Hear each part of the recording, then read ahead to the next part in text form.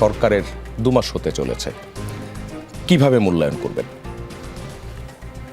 ধন্যবাদ আপনাকে এবং আপনার মাধ্যমে যারা শ্রোতা মণ্ডলী আছে সকলকে, এবং আমার নির্বাচনী এলাকা চুয়াডাঙ্গা 1, যেটা আলমডাঙ্গা এবং চুয়াডাঙ্গা সদর নিয়ে গঠিত, সকল ভোটার এবং জনগণকে যারা আমাকে নির্বাচিত করে তাদের পক্ষে পার্লামেন্টে কথা বলার সুযোগ দিয়েছেন এবং আপনাদের সামনে এসে কথা বলার সুযোগ দিয়েছেন।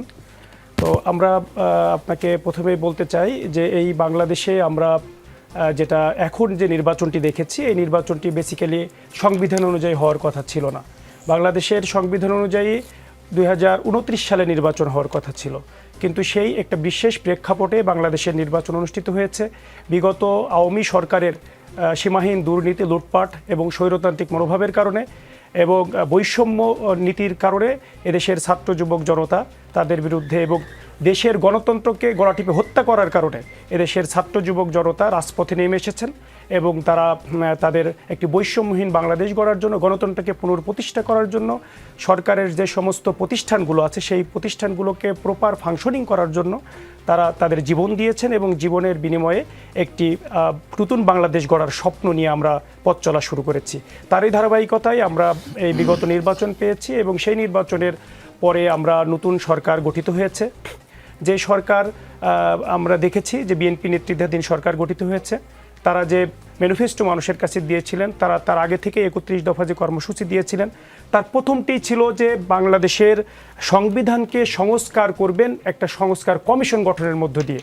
এইটা ছিল এবং সেটার আলোকেই আমরা দেখেছি বিগত অন্তর্বর্তীকালীন সরকার এই জনগণের এই চাওয়াকে পূর্ণ করার জন্যই সংস্কার পরিষদ অধ্যাদেশ একটা আদেশ জারি করা হয়েছিল।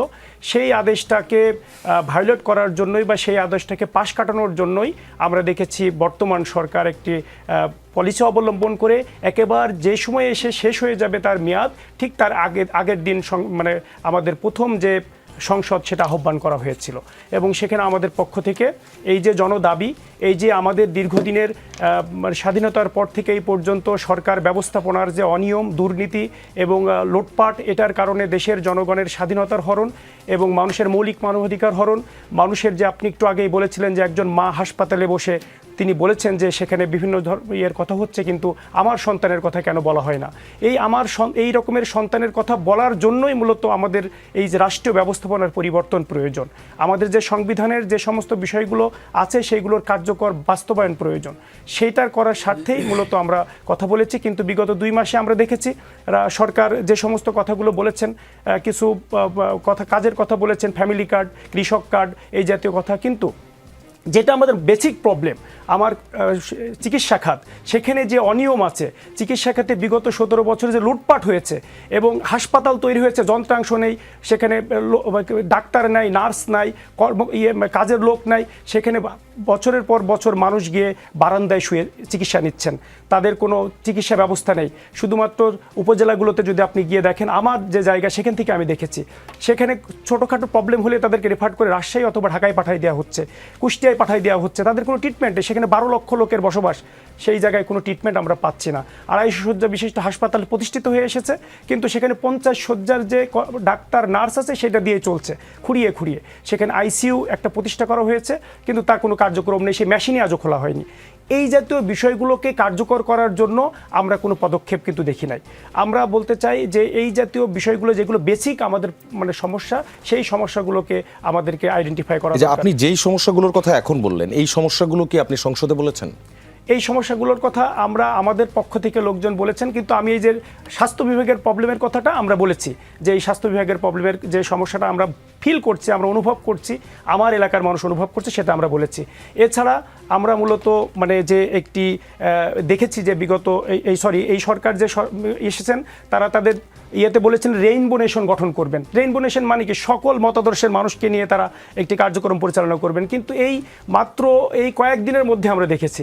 এবং স্থানীয় সরকারকে মানে শক্তিশালী করবেন, সেই স্থানীয় সরকারকে শক্তিশালী করার জন্য সাংবিধানিকভাবে আছে যে গণতান্ত্রিক পন্থায় নির্বাচনের মধ্য দিয়ে স্থানীয় সরকারের যেখানে যে জায়গাগুলো আছে, ইউনিয়ন পরিষদ তারপরে হচ্ছে আপনার পৌরসভা, উপজেলা এবং যে জেলা পরিষদ, সেইগুলোতে নির্বাচনের মধ্য দিয়ে সেখানে দায়িত্বশীল হবে বা যেখানে দায়িত্বপ্রাপ্ত হবে। কিন্তু আমরা দেখেছি যে সরকার ক্ষমতায় আসার পরপরই সেখানে একেবারে দলীয়করণভাবে সেখানে প্রশাসক নিয়োগ করা হয়েছে। এখানে বরঞ্চ স্থানীয় সরকারকে আরও দুর্বল করে ফেলার একটা প্রবণতা, এবং এটা সংবিধানের একটি মানে অনুচ্ছেদের একটা ভায়োলেট বলতে পারি। আমরা দেখেছি সংসদে বিভিন্ন সময় আমাদের মানে যারা ট্রেজারি বেঞ্চে থাকেন, আমাদের মন্ত্রী আছেন, যারা আছেন, তারা নীতি নির্ধারক যারা আছেন, তারা সংবিধানের দোহাই দিয়ে দিয়ে কথা বলছেন, অথচ সংবিধানের অনেকগুলো বিষয় যেগুলো আমরা দেখতে পাচ্ছি সেখান থেকেই তারা এটাকে ভায়োলেট করছেন। এই রেনবো নেশনের যে ফর্মুলা তারাই দিয়েছেন, কিন্তু সেটা তারাই ভায়োলেট করছেন।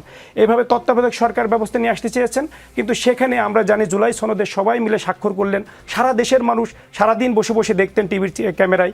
আমরাও গ্রামগঞ্জ থেকে দেখেছি, লোকাল এরিয়া থেকে দেখেছি যে নতুন একটা বাংলাদেশ গঠন হতে যাচ্ছে। আমাদের রাজনৈতিক নেতৃবৃন্দ দিনের পর দিন, ঘন্টার পর ঘন্টা সময় ব্যয় করে করে তারা আলোচনা করেছেন, একটা ফর্মুলা বিল্ড আপ করেছেন এবং সেখানে একটা সাইন করেছেন।